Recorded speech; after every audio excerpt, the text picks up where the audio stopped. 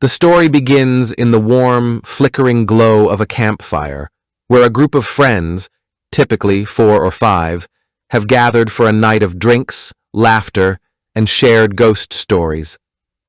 The atmosphere is light-hearted, filled with the familiar comfort of friendship and the crackling of burning wood. One of them, often the most skeptical or rational of the group, scoffs at the idea of the supernatural, dismissing local legends as nothing more than campfire tales meant to scare children. But then someone brings up Emberfield Woods.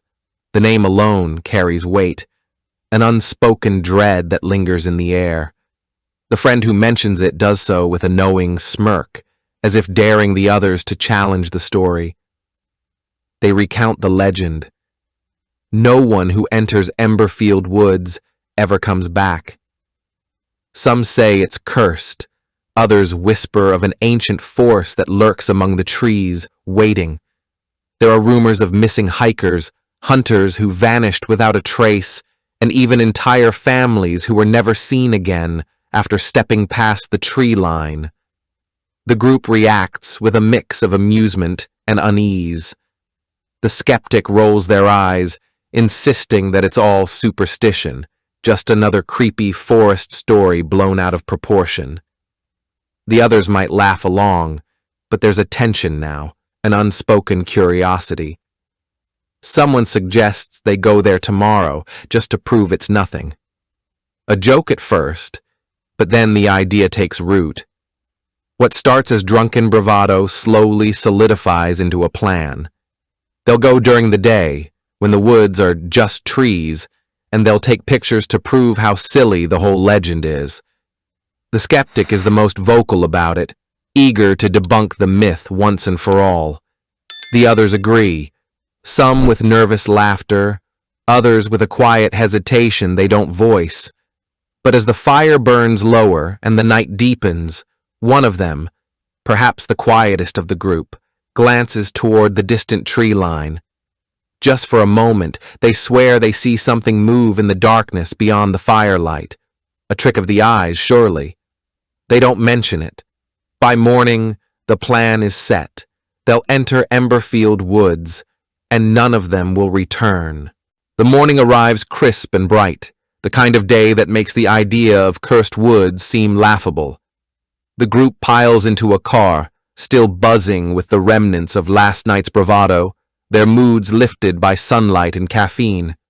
The drive to Emberfield Woods is filled with jokes, mocking the legend, making bets on who'll chicken out first, playing horror movie soundtracks for dramatic effect. It's all fun and games, the kind of nervous laughter that covers up the slightest twinge of doubt. But as they near the forest, the atmosphere shifts. The trees loom taller than expected, their gnarled branches twisting into a canopy that swallows the sky. The air grows heavier, damp with the scent of rotting leaves and something else, something faintly metallic like old blood. The road narrows, then vanishes altogether, forcing them to park at the edge of an overgrown trail. For a moment, no one speaks. The woods are too quiet. No birds, no rustling of animals, just an oppressive silence that presses against their eardrums. Then they see it. A weathered wooden sign, half sunk into the earth, its letters carved deep and jagged as if done in haste. Turn back. No one returns. The words hit like a punch to the gut. One of them, maybe the joker of the group, lets out a strained chuckle. Someone's got a flair for the dramatic, they say, nudging the sign with their foot. But the wood doesn't budge. It's rooted deep, as if the earth itself is holding it in place. The skeptic steps forward, rolling their eyes. It's just a prank. Probably some local kids trying to scare people off. They pull out their phone, snapping a picture of the sign to post later with some sarcastic caption. But when they check the screen, the image is blurred, the letters smeared like ink in water. They frown, deleting it and taking another. Same result. No one mentions how the light seems wrong here, how the shadows stretch just a little too long, even at midday, how the trees don't quite look like they're standing still. One by one, they cross the threshold. The moment they step past the sign, the air changes. It's subtle at first. A chill where there shouldn't be one. A whisper of movement just beyond their peripheral vision. The path behind them, once clear, now seems less distinct. Branches shift, leaves rustle without wind. But they press on, because turning back now would mean admitting they were wrong. And that's the thing about horror. It's never the monsters that doom people first. It's pride. The deeper they go, the more the woods seem to breathe around them. What began as an uneasy but manageable hike now feels like walking through a dream, the kind where the ground never stays solid beneath your feet. The sunlight, so bright at the forest's edge, struggles to pierce the thickening canopy above, casting the world in a sickly green twilight. The air hangs heavy and still, as if the woods are holding its breath. At first, they don't notice it. The path behind them doesn't vanish so much as it fades, like a memory slipping away. One of them, usually the most observant, the one who insisted on checking the map every few minutes, stops suddenly and turns around. Their brow furrows. "That's weird," they murmur. The others follow their gaze. The trail they just walked, the one that should be right there, isn't. In its place is only dense undergrowth, gnarled roots rising from the earth like grasping fingers. No footprints. No broken branches to mark their passage. Just an unbroken wall of foliage where their escape route should be. The skeptic scoffs, but it's hollow now, the bravado thinning. "We must have taken a wrong turn," they say, pulling out their phone. The screen glows bright in the dimness. No signal, of course. The GPS spins uselessly, the map nothing but pixelated confusion. The compass app flickers, the needle twitching erratically as if caught in a storm. Someone suggests going back the way they came.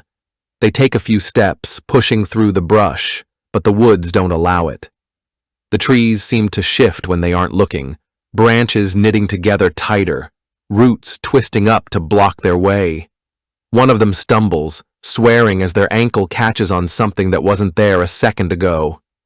Panic starts as a whisper, then grows. "This isn't possible," someone says, voice wavering. But it is. The rules have changed. The woods aren't just a place anymore. They're a presence, and they're closing in. The path ahead is the only one left, winding deeper into the heart of Emberfield, where the shadows grow teeth and the air hums with something ancient. They have no choice but to keep moving forward, even though they all know now that they won't be going back. The group presses forward, their earlier bravado now frayed at the edges. The woods feel different, closer somehow. The trees seem to lean in as they pass, their bark splitting in ways that almost resemble faces if you stare too long. The air carries a scent now, thick and coppery, like wet earth after a storm, but with something beneath it, something spoiled. It's the Joker who breaks first. They've been making nervous quips since the path vanished, trying to keep the mood light, but their voice has grown tighter with each step. Finally, they stop, shifting uncomfortably. "Gotta take a leak," they mutter, trying to smirk, but their eyes dart toward the trees. The others protest. No one wants to stop, no one wants to separate, but the Joker waves them off. 2 minutes, don't get eaten without me." They step off the trail, pushing through a tangle of brush. The others wait, shuffling in uneasy silence. The woods feel heavier now, the quiet pressing in like a held breath. A minute passes, then 2, then a rustle. Not the light shuffle of footsteps, but something dragging. The group freezes. Someone calls out, forcing a laugh. "Quit messing around!" No answer. The rustling stops. Then a scream, short, sharp, cut off like a switch flipped. They run toward the sound, crashing through branches, shouting their friend's name. But there's nothing. No body, no blood, no sign of struggle. Just an empty clearing, the leaves undisturbed, as if no one had ever been there at all. And on the trunk of the nearest tree, freshly carved into the bark, a symbol. It's crude, jagged, the lines too deep to have been made by human hands. The group stares. No one speaks. No one can speak, because in that moment they all understand. They're not alone in these woods, and whatever took their friend is still watching. The remaining friends stumble through the trees, their breath ragged, their nerves frayed to breaking. The woods seem to press in tighter with every step, branches snagging at their clothes like skeletal fingers trying to slow them down.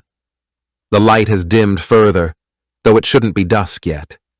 Time itself feels unreliable here, slipping through their fingers like mist. And then, like a cruel joke, they see it. A cabin. It stands in a small, unnatural clearing, its wooden walls warped and blackened with age, the roof sagging under the weight of decades of neglect. The windows are dark, some shattered, others covered with what looks like thick, yellowed parchment from the inside. The door hangs slightly ajar, creaking softly in a wind that doesn't seem to touch the trees around it. They should run. They know they should run. But exhaustion and terror make for desperate logic. Maybe there's a phone, one of them whispers, though they don't believe it. Or supplies, a map. The skeptic, now pale and shaking, is the first to step forward. We can't stay out here, they mutter, and no one argues. The alternative, being outside when whatever took their friend comes back, is unthinkable. The moment they cross the threshold, the air changes. It's colder inside, the scent of mildew and something sharper like burnt meat clinging to the walls. The floorboards groan underfoot, the sound too loud in the suffocating quiet. The cabin's interior is a snapshot of abandonment, a rusted stove, a table overturned, a single chair lying splintered in the corner.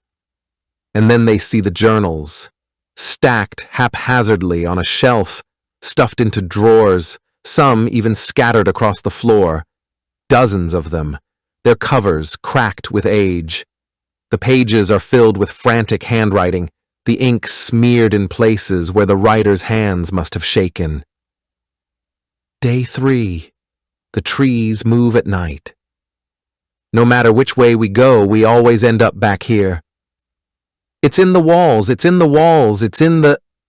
The entries cut off abruptly, mid-sentence, mid-word, as if the writers had simply vanished mid-thought. One of the friends lets out a choked sound and stumbles back, knocking over a pile of papers. Beneath them is a map, hand-drawn, the edges torn, with a single phrase scrawled across it in what looks like dried blood. No exit. And then softly at first, but growing louder, a humming. It's tuneless, discordant, vibrating through the walls like the drone of some enormous insect. The sound seeps into their bones, makes their teeth ache. It's coming from everywhere and nowhere at once.